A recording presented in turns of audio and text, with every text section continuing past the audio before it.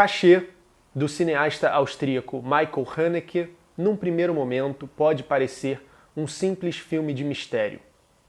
Uma família de classe média alta, começa a receber várias fitas cassetes de gravações do seu próprio cotidiano, da entrada da sua casa.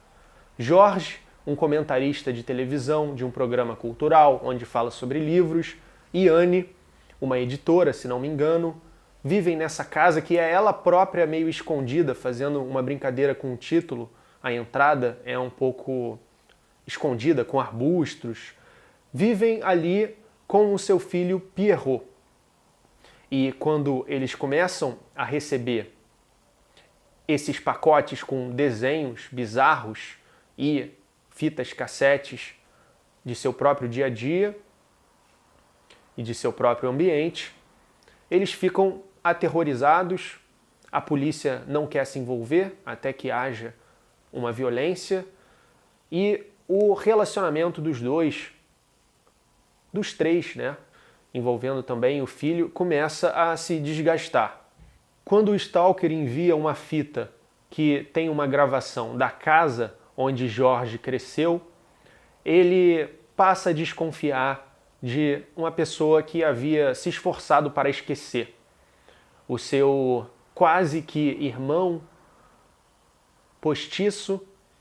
que era filho de empregados argelinos que trabalhavam para os seus pais. Supõe-se que eles morreram no massacre de 1961,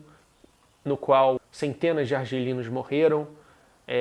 durante protestos e manifestações no contexto da Guerra da Independência da Argélia que estava acontecendo. E isso aconteceu em plena Paris, corpos de pessoas foram jogadas no rio Sena, e dá a entender que os pais do Majid, desse personagem, morreram nesse contexto. Então os pais do Jorge decidiram adotá-lo, mas o Jorge, sendo uma criança mais mimada e egoísta, fez de tudo para que o garoto fosse embora. Então ele começou a inventar mentiras e conseguiu, através de manobras sutis e perversas, que o Majid fosse enviado para uma espécie de orfanato, para outro lugar, contra a sua própria vontade. No filme, o Majid é um homem completamente inofensivo. Quando o Jorge vai confrontá-lo no seu apartamento, tendo certeza que foi ele, porque, afinal, quem mais conheceria tão a fundo a sua história e o lugar onde ele cresceu, ele parece uma pessoa bem inocente. Depois que ele vai lá e até o ameaça, o Jorge recebe uma fita desse dia, revelando o que aconteceu depois que ele saiu do apartamento do Majid, que tem o Majid chorando, e que, segundo a Anne, é uma gravação que dura até 1 hora. Eles acreditam, então, que ele não está mentindo, né? Não é possível, mas é claro que Jorge continua desconfiado. Antes disso, Jorge não havia contado para Anne que desconfiava dele porque ele próprio queria esconder esse seu passado com o Majid, porque é óbvio que ele não se orgulha do que ele fez. E é claro que isso não cairia bem com a imagem pública que ele tem de intelectual, de pessoa influente na sociedade, respeitada. Então, dentro do próprio ambiente familiar, ele não queria que isso fosse trazido à tona. E isso desgastou a relação, assim como várias outras relações no filme são marcadas por pessoas escondendo. Eu acho que esse é o grande tema do Cachê. No final do filme, a gente não tem uma resolução assim concreta para o mistério, porque o Haneke não está interessado nisso. Quando a gente assiste filmes de thriller, filmes de mistério, há uma espécie de promessa, né? Quando se trata de um puro entretenimento, um filme mais voltado para esse caminho, a tendência é que a gente assista e depois esqueça e não pense mais no filme. Não acontece o mesmo com filmes como Cachê, ou com filmes de David Lynch, por exemplo, que são não uma conclusão, mas uma abertura, que você continua pensando a respeito deles e não a respeito de quem cometeu o crime e como que o crime aconteceu, mas a respeito dos próprios personagens e quais são as suas relações, o que os aflige internamente e o que isso nos diz sobre o mundo, sobre a vida e sobre as pessoas. Então, me parece que o Haneke está aqui também falando sobre a própria França, no mesmo sentido que Jorge não consegue fugir e não deve tentar enterrar o seu passado, a França não deve esquecer do que aconteceu em outubro de 1961 e do massacre que aconteceu com os argelinos. Então, é um filme excepcional, que tem uma direção muito rigorosa e um olhar de um diretor muito frio, um olhar frio para essas pessoas, essa realidade, quando o Majid, um pouco depois, chama o Jorge de novo para sua casa, ele tira uma faca do seu bolso e diz: eu queria que você estivesse presente, e corta a sua própria garganta, mais ou menos como o frango é cortado nos desenhos que acompanham as fitas, e como no passado dos dois eles testemunhavam frangos, galinhas sendo degoladas com machado, e que é uma inspiração do próprio passado do Haneke, que testemunhava cenas como essa na casa de sua tia, quando as galinhas sem cabeça continuavam dando alguns pulos no chão, ele ficava apavorado, e isso foi brilhantemente dramatizado em cachê. E Majid morre, se suicida como um frango, como um animal. A câmera o registra ali na máxima frieza, que dura mais do que duraria, num enquadramento que dura mais do que duraria em filmes convencionais. Assim como vários outros planos do filme, mesmo quando a câmera se mexe, se move e acompanha os personagens, ela parece que está parada, ela tem um aspecto bem calmo, frio, indiferente, observacional, que tem tudo a ver com essa coisa da vigilância, né, da câmera de vigilância, que parece ser parte da estética do filme, né. Há também o personagem do filho do Majid, que depois que o pai se mata, torna-se o principal suspeito na cabeça de Jorge, e ele próprio vai atrás do Jorge querer tirar satisfações e persegue-o até o trabalho, e eles têm uma conversa no banheiro, uma conversa muito tensa, e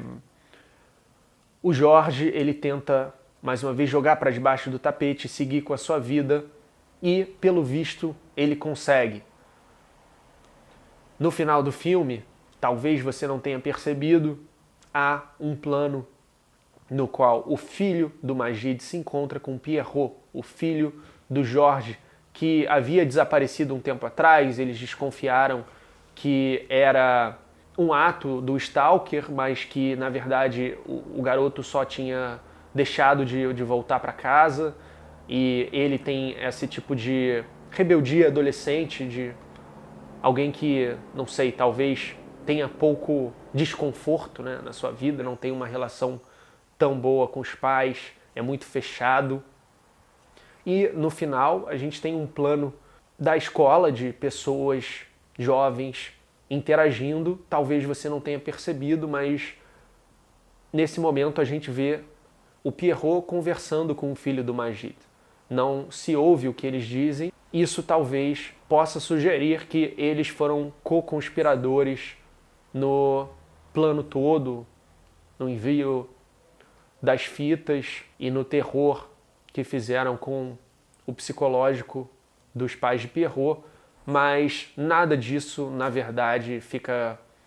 evidente, e também nem precisa ficar, porque não se trata disso. Em meia hora dentro do filme você já deve perceber o quanto que o interesse de Haneke com esse filme não está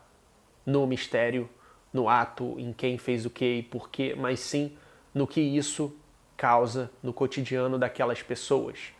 que é sempre tão parecido com as visitas dos amigos, e como que todos eles estão sempre também escondendo alguma coisa. Quando Anne se encontra com o amigo Pierre, por exemplo, Pierre parece estar se aproveitando um pouco dessa situação de consolo para beijá-la, acariciá-la um pouco mais, e a imagem sugere isso com muita sutileza. O colaborador de trabalho de Jorge, que ao conversar sobre o que está acontecendo com ele e de como a situação é lamentável, ele sutilmente revela os riscos que ele corre se isso vier à tona e o quanto que há uma grande parcela de preocupação profissional e não tanto com o seu amigo acontecendo naquela cena. Assim como o personagem do Pierrot está sempre escondendo coisas também, tem um clima muito misterioso e que você não consegue perceber as suas intenções. O Jorge, principalmente, que tenta esconder esse aspecto do seu passado de sua esposa e tenta lidar com a situação sem confiar a ela esse seu segredo, o que obviamente dá errado e causa um desgaste na relação. Quando ele vai visitar sua mãe, preocupado, depois de o stalker ter enviado uma gravação com a casa onde ele cresceu, ele também é distante com sua mãe, não revela praticamente nada. Também, nesse caso, pelo menos, tem a questão da idade da mãe e de poupá-la de preocupações, mas ainda assim, em todas as interações sociais, o filme mostra personagens escondendo alguma coisa, nunca se revelando por completo. Assim como o Majid é um homem que é um filme muito simples e com uma direção muito meticulosa de um grande cineasta também responsável por filmes como Professora de Piano, A Fita Branca, Amour, e é um dos grandes mestres do cinema europeu contemporâneo, um herdeiro do Ingmar Bergman de alguma forma. Eu recentemente fiz vários vídeos sobre ele, dei um curso sobre o Bergman, vou deixar aqui na descrição um link para a playlist Análises de Filmes para você poder conferir todos os filmes que eu já analisei aqui no canal do YouTube. Muito obrigado, inscreva-se no canal, deixe seu comentário, sua opinião, curta o vídeo e até a próxima.